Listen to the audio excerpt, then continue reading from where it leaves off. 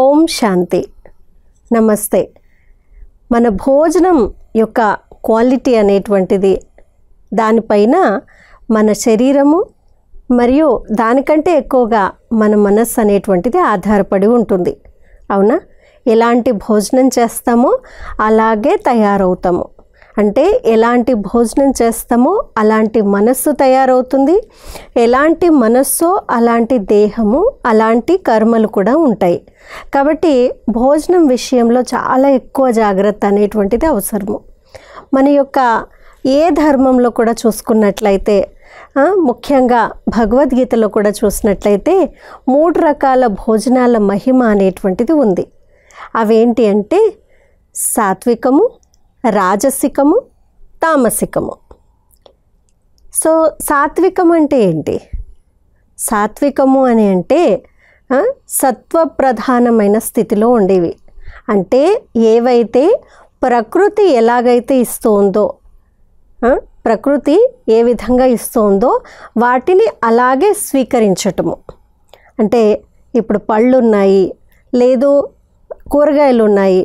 అంటే ఏవైతే easily digestible, అంటే చక్కగా జీర్ణమవుతాయి, సహజంగా ఈజీగా జీర్ణమయ్యేటువంటి ఏవైతే భోజనాలు ఉన్నాయో వాటిని సత్వప్రధానమైనవి అని అనటం జరుగుతుంది.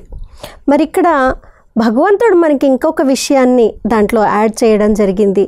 ఏమని అన్నారు అంటే, సతోప్రధానమైనటువంటి భోజనం అంటే ఏంటి అని అంటే, ఏ భోజనం అయితే మీరు సంపాదించిన ధనము మరియు వంట చేసేటువంటి సమయంలో మరియు భుజించేటువంటి టైంలో, అంటే తినేటువంటి సమయంలో కూడా మీ ఆలోచనలో మంచి ఆలోచనలు ఉన్నాయనుకోండి, అలాంటి ఆలోచనలతో తయారు చేసినటువంటి భోజనాన్ని సతోప్రధాన భోజనము అని అనటం జరుగుతుంది.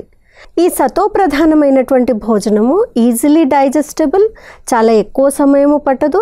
దాంతో మన ఎనర్జీ లెవెల్స్ ఏవైతే ఉన్నాయో, అంటే మన శక్తియుక్తులు ఏవైతే ఉన్నాయో అవి చాలా హై ఎనర్జీ లెవెల్లో ఉంటాయన్నమాట. రెండో విధానమైనటువంటి భోజనం ఏంటి అంటే రజోప్రధానమైనటువంటిది.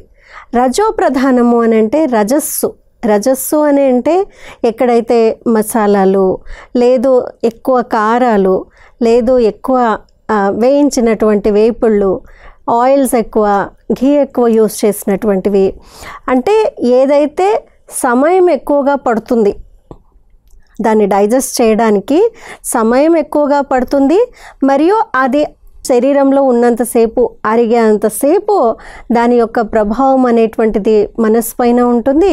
శరీరం కూడా ఎన్నో రకాలైనటువంటి గ్యాసెస్ని రిలీజ్ చేస్తుంది, యాసిడిటీ ఇలాంటివన్నీ కూడా వస్తూ ఉంటాయన్నమాట.